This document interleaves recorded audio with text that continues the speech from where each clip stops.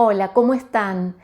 Yo estoy acá con algunas emociones encontradas. Como ustedes saben, estamos despidiendo al Papa Francisco, un referente para la humanidad, creo yo, para todos los católicos, todos los que somos católicos y para el mundo entero, porque ha sido, sin lugar a dudas, un líder en todos los sentidos de la palabra, un líder espiritual, un líder religioso, carismático, humano, profundamente humano, sencillo, humilde, con un montón de características y valores que claramente son los valores del Evangelio, los valores de Jesús. Así que ha sido un referente que ha encarnado aquello que él mismo decía y eso lo hacía, ¿no? Esta coherencia que ha tenido el Papa Francisco.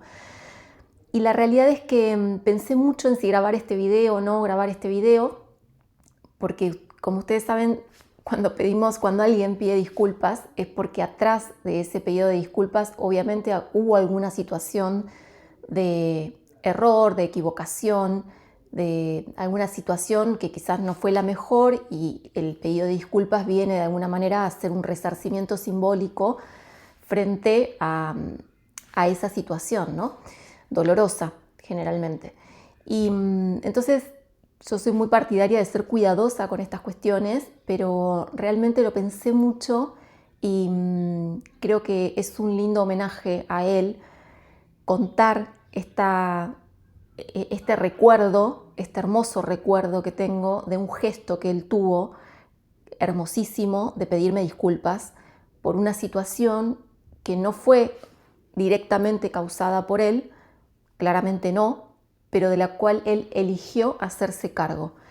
Y me parece tan inmenso ese gesto que merece ser contado, merece ser compartido para que conozcan también esta faceta del Papa Francisco, de la cual mucho se ha hablado todos estos días.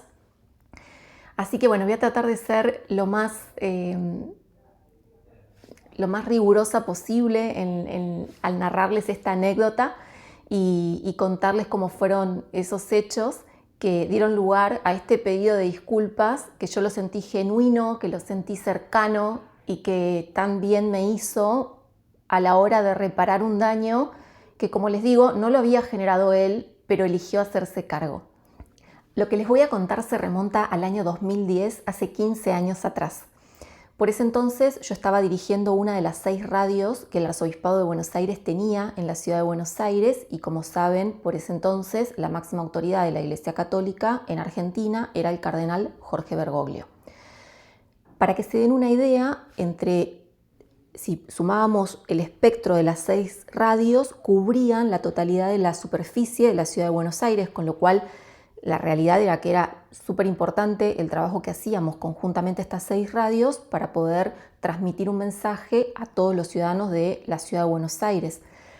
Y por ese entonces, tengo que decirlo, todo lo que tenía que ver con los medios de comunicación pasaban a través de los medios masivos de comunicación, porque no teníamos todas las posibilidades que hoy tenemos de diversificación de los mensajes a través de plataformas de streaming, de YouTube, de Instagram, ¿no? De redes sociales, de una manera tan, si se quiere, tan masiva, porque no había un consumo masivo en estas plataformas. Algunas ni siquiera existían, otras estaban siendo muy incipientes, recién surgiendo.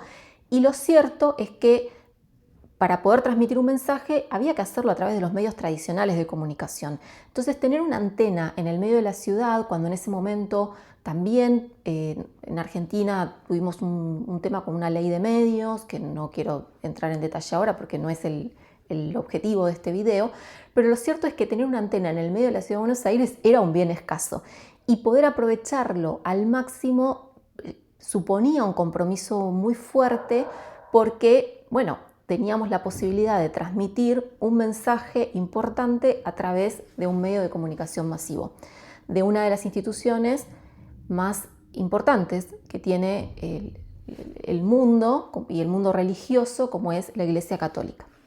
Entonces yo en ese momento estaba ocupándome de la dirección artística y de contenidos y de los equipos de la radio.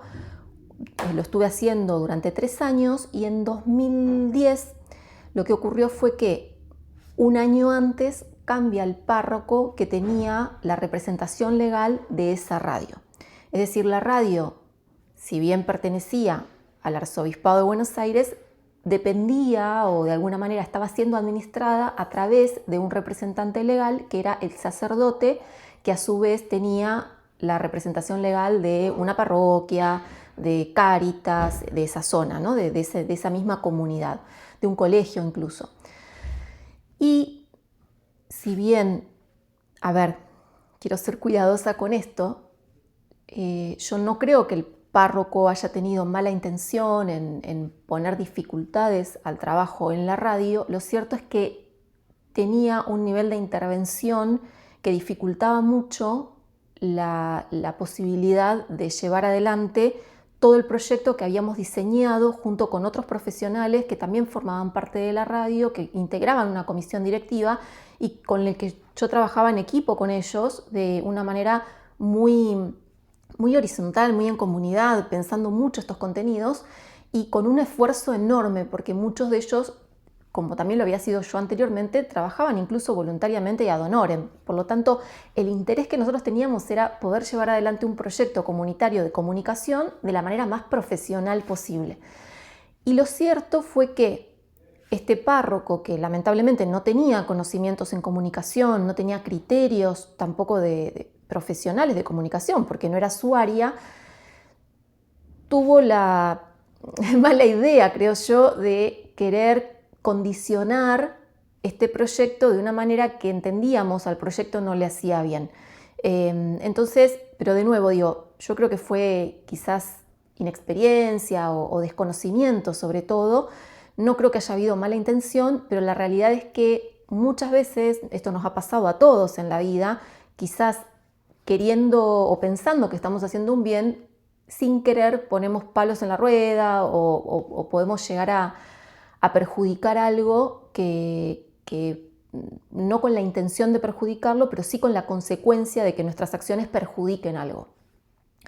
Y en este contexto ocurrió esta situación que generó muchas complicaciones al interior de la radio, porque bueno, yo en mi función me veía muy limitada, realmente además crear contenidos es un trabajo súper creativo, con lo cual verme tan condicionada y no teniendo la posibilidad de crear acuerdos, porque yo le preguntaba, bueno, ¿por qué esto no? ¿Por qué esto sí? ¿Por qué no? O sea, y al no tener tampoco una respuesta concreta o fundamentada de estos criterios, yo le explicaba cuáles eran mis criterios, pero él no tenía en todo caso la forma de explicarme del todo cuáles eran los suyos. La realidad es que era muy difícil llegar a un acuerdo y se hizo muy difícil poder continuar con el proyecto, un proyecto que había crecido mucho, que había ganado en audiencia, que había incluso estabilizado algunas cuestiones que tenían que ver con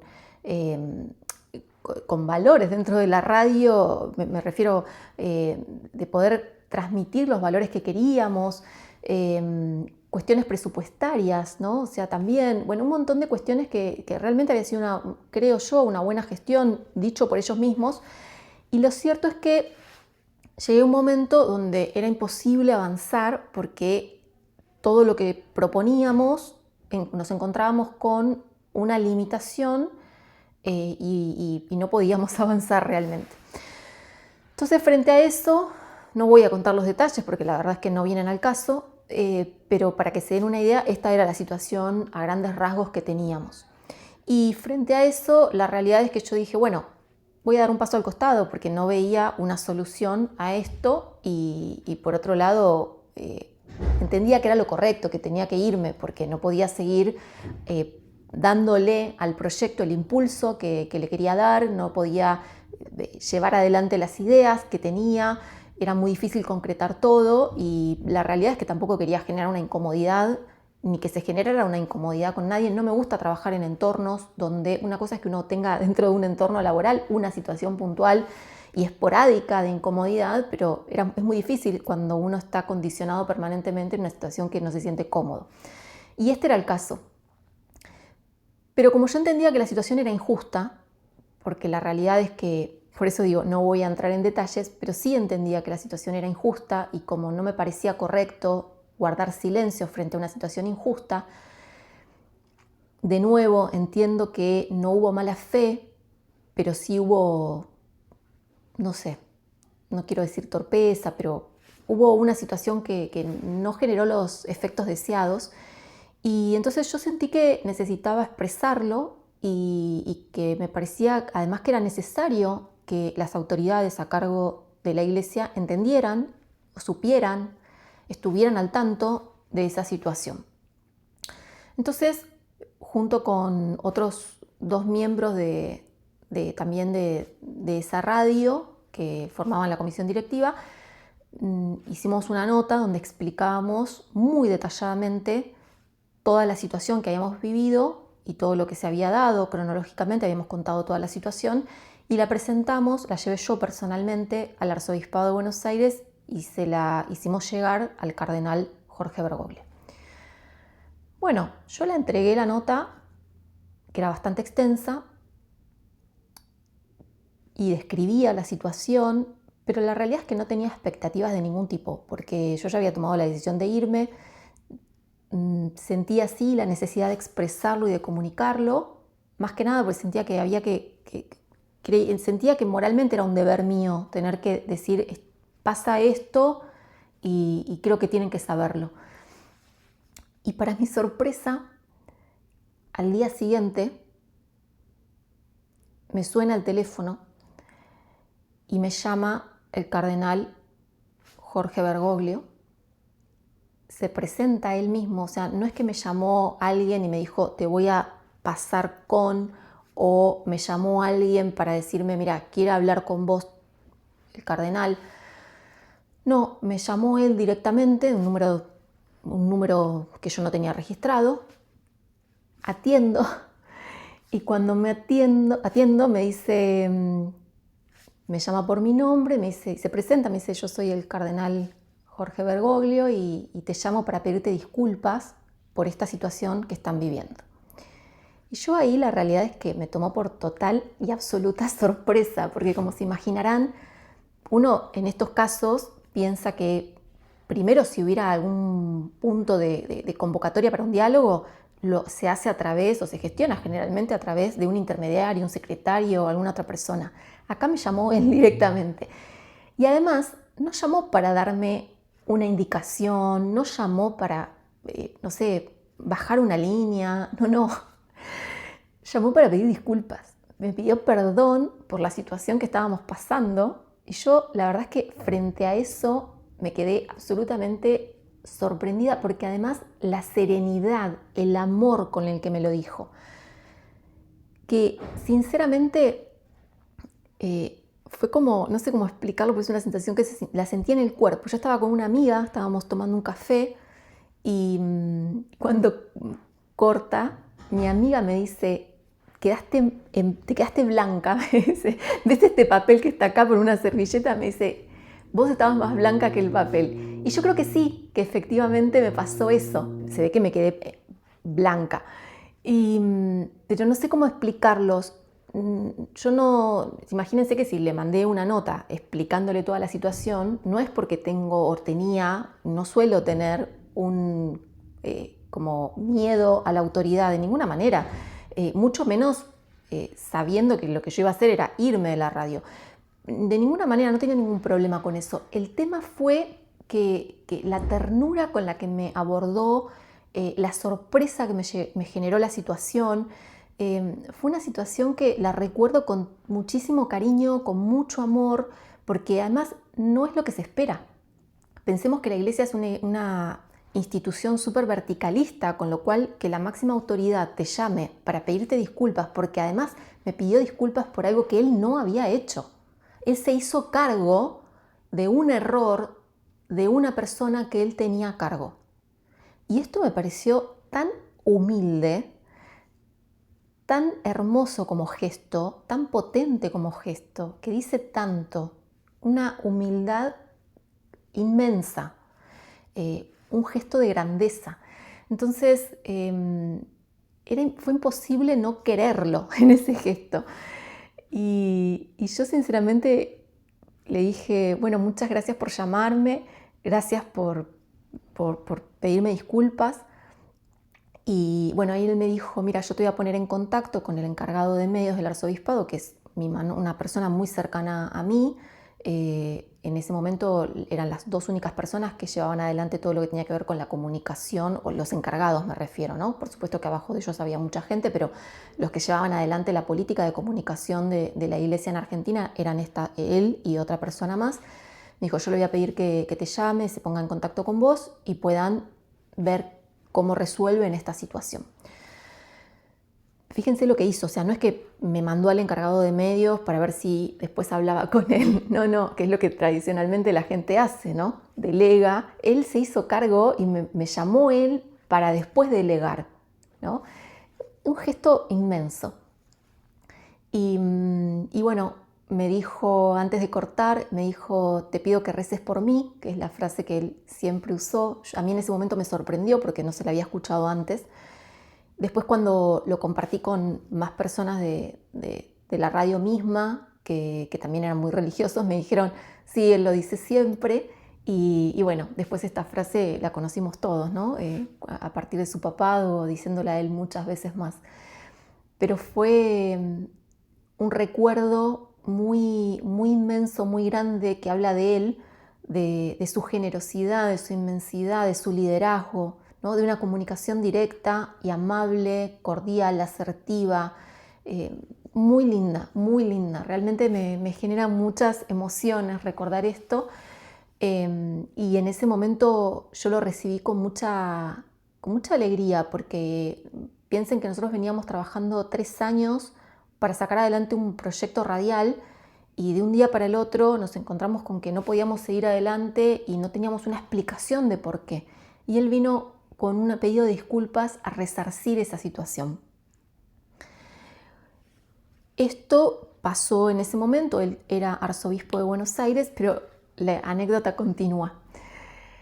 Cuando, bueno, yo me junto con el encargado de medios, que me pareció también una persona súper correcta y que entendió perfectamente todo lo que estaba pasando. Y él en ese momento me dice, mira, el problema que tenemos es que como él es el sacerdote, este es el representante legal, nosotros no podemos quitarle la representación legal porque eso se hace desde Roma, desde los cargos en Roma. Por lo tanto, si vos querés, lo que podés hacer es, y tampoco podemos nosotros iniciar ningún tipo de reclamo porque no hemos sido los damnificados directos, por decirlo de alguna manera. Si vos querés, me dice, podés vos iniciar un pedido en Roma para ver si le quitan o digamos, revocan la representación legal y se la otorgan a otro sacerdote. Me dice, nosotros te podemos acompañar en ese pedido, pero la realidad es que no lo podemos hacer nosotros, no lo podemos gestionar nosotros desde acá. La otra opción, me dice, si vos querés continuar, nosotros podemos indicarle que por favor te deje trabajar tranquilo de una manera un poco más informal.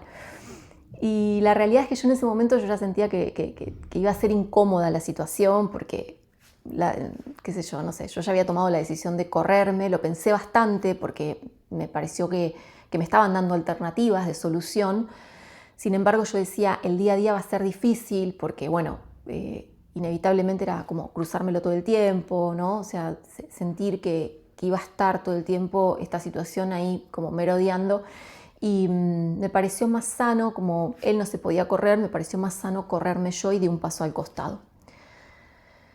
A los 3 años lo nombran papa. Y después de eso, a los poquitos días, yo creo que no pasaron ni 2 meses, me entero por alguien de esa parroquia que lo habían efectivamente desde Roma trasladado a otro lugar y que, bueno, eso hacía que esa situación que se había generado por lo menos se desarticulara de una forma formal para que, bueno, esa radio pudiera seguir su camino, ¿no? Y eso me pareció también un gesto inmenso. No solo eso, sino que esto fue, de nuevo, a los 2 meses, creo yo, de 2, 3 meses como mucho, de que Francisco había asumido como papa. Y al mes siguiente, en las vueltas de la vida, ¿no? Los designios de Dios, en la esquina de mi casa me lo encuentro al encargado de medios y bueno, fue una sorpresa linda, nos saludamos y me dice, bueno, ¿qué haces por acá? Le digo, mira, yo vivo acá a media cuadra, ¿vos qué haces por acá? Vengo a hacer un trámite, acá a una cuadra. Bueno, y me dice, porque me estoy yendo a Roma a ver a Francisco, y le digo, ¿se acordará de mí Francisco? Y me dice, sí, claro, ¿cómo no se va a acordar de vos? Le dije, bueno, por favor, pedile cuando lo veas, porque era muy cercano. Digo, pedile cuando lo veas, por favor, que me mande una bendición, que me dé una bendición. Me dijo, bueno, se lo voy a decir. Y bueno, esa fue como la historia de su pedido de disculpas.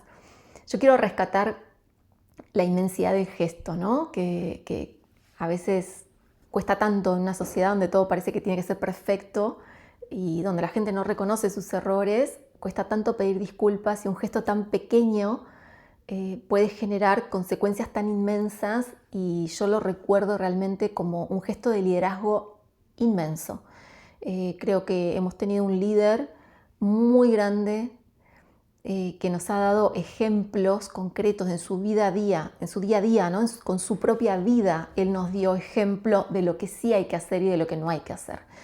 Y bueno, me parece tan importante esto, ¿no? En un mundo donde hoy el liderazgo también está en crisis, porque los que representan a las sociedades de alguna manera hacen todo lo contrario a esto. Creo que justamente por este tipo de situaciones donde vemos estos gestos pequeños pero que a su vez son tan grandes, donde podemos rescatar la inmensidad del trabajo de Francisco, ¿no? De su legado, de todo lo que hemos aprendido a través de estos gestos. Y estas historias que van apareciendo después de su muerte, muchos las hemos guardado en nuestros corazones y no las contamos, y sin embargo vemos que aparecen permanentemente historias como estas de distintos tipos, con distintas situaciones, pero todas mostrando la grandeza de un hombre que en la tierra encarnó los valores del cielo. Así que, bueno, quería compartirlo con ustedes, que conozcan también esta parte de Francisco, y rogar para que, espero yo, estoy segura que ya está en el cielo, pero lo que sí espero y ruego es que pronto lo santifiquen, y que podamos tener a Francisco santo, y que desde el cielo nos ilumine el camino a todos, nos proteja y nos vaya guiando en nuestras vidas. Así que bueno, les mando un beso enorme en este día que es triste para la tierra, pero yo creo que es alegre e inmenso para el cielo. Así que, bueno, les regalo este recuerdo mío en este sencillo homenaje a un hombre que hizo mucho por el mundo. Un beso.